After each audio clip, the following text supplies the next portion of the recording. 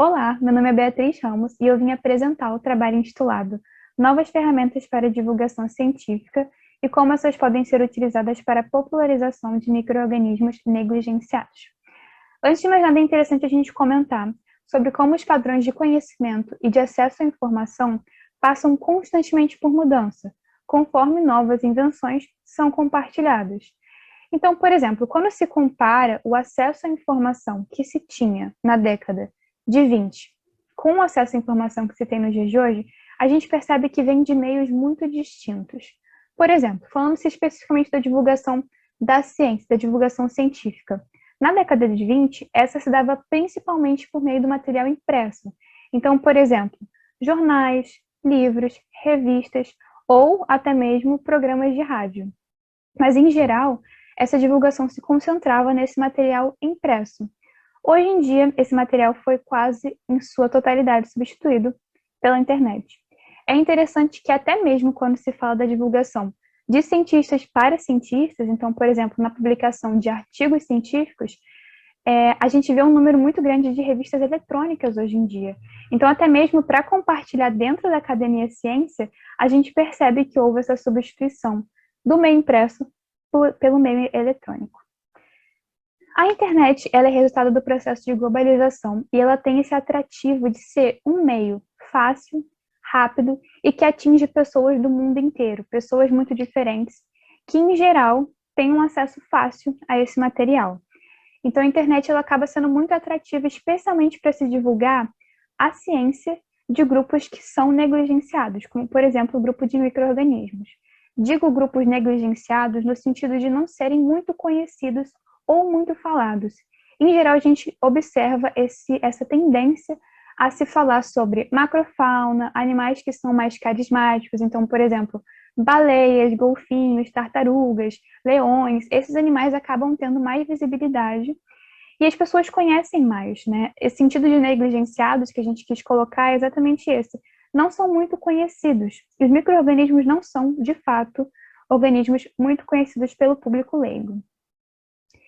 O projeto Tecalages ele foi criado em 2019 e ele é um projeto do NEL, Núcleo de Estudos Liminológicos, que é um núcleo da Universidade Federal do Estado do Rio de Janeiro, a Unirio. E esse projeto ele tem como objetivo principal divulgar conhecimento sobre um grupo específico de micro-organismos, que é o grupo das tecamebas ou amebas testáceas. Tecamebas ou amebas testáceas são protistas de vida livre, ou seja, são protistas que não causam patologias aos seres humanos. E eles apresentam como característica principal a presença de uma carapaça protetora na qual a ameba está inserida. E essa carapaça dá o nome de teca, por isso são chamados de tecamebas, porque são amebas que possuem teca. Dessa forma, dito tudo isso, o presente resumo ele teve como objetivo demonstrar a importância do uso da internet e das ferramentas atreladas a ela, como, por exemplo, o uso de redes sociais, na divulgação de grupos de organismos menos carismáticos e menos conhecidos. Para isso, foi compartilhado um formulário online, feito no formulário Google, para o público. Não houve distinção de idade, e esse formulário tinha 9 questões de múltipla escolha. Como resultado, nós encontramos que 70,3% dos entrevistados não são assinantes e ou não consomem informações por meio de revistas, jornais ou livros. Contudo, 85,1% dos entrevistados acompanham ou seguem perfis de divulgação científica, né, nas redes sociais, especialmente no Instagram. Grande parte dos entrevistados marcaram que a rede social na qual mais consomem ciência é no Instagram. Dos entrevistados, 74,3% conheciam as tecamebas. Desses entrevistados que conheciam, 56,1% só passaram a conhecer o grupo depois que conheceram o nosso projeto. Dos entrevistados que já conheciam o grupo antes de conhecer o projeto, 88% deles atuam ou estudam em áreas voltadas às ciências biológicas. Então, estão ligados a essa área da biologia. O que esses resultados nos mostram? Primeiro, nos mostram que houve, sim, uma evidente substituição dos antigos métodos de divulgação científica pelos novos. A gente consegue ver isso claramente ao se comparar esses dois gráficos. Por quê? grande parte dos entrevistados, a maioria, não consome ciência, não consome divulgação científica por meio de material impresso. E a maioria consome através de redes sociais. Então, a gente consegue ver que sim, houve uma substituição da forma de consumir ciência, de material impresso para material digital. Além disso, a gente consegue ver que o projeto Tecalages é uma eficaz ferramenta de divulgação de tecamebas para o público leigo. Por que eu digo isso?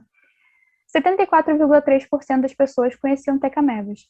Dessas pessoas, mais da metade só passaram a conhecer depois que conheceram o projeto Tecalages. E os que já conheciam, a gente consegue ver que é um nicho, né? Grande parte, 88%, quase a totalidade das pessoas trabalham com biologia, estudam biologia.